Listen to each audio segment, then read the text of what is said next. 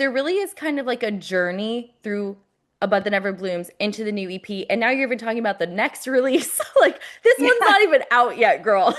Yeah, I know. So like So much work. I'm sure I can't even begin to imagine conceptually everything that goes into these releases. Yeah.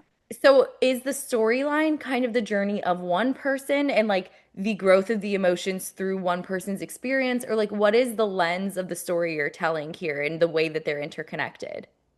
The lens in which we're trying to, explain this story is obviously from a more feminine lens, but I think anybody can kind of relate to it. Just specifically like Babylon's more from like a woman's perspective of just wanting like a very traditional yearning for that like strong loving husband and a family and everything. But I really truly do think, especially with this upcoming EP, this can apply to anyone.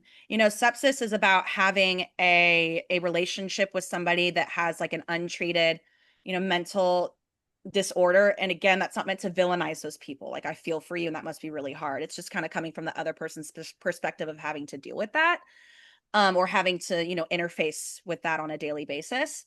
And then Wrath, Wrath is definitely, it's kind of abstract.